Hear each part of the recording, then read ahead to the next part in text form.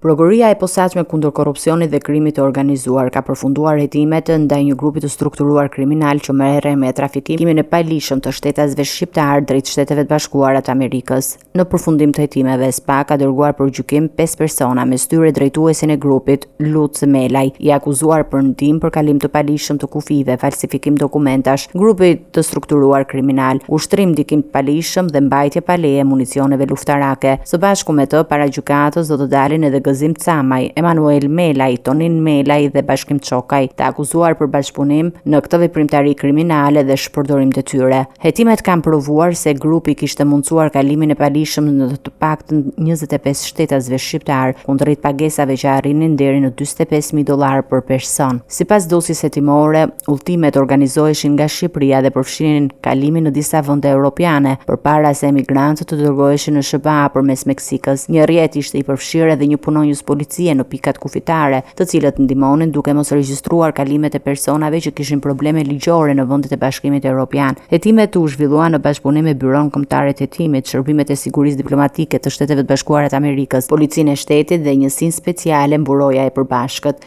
SPAK njofton se hetimet vijojnë për persona të tjerë të dyshuar si pjesë e këtij rrjeti ndërkombëtar trafiku.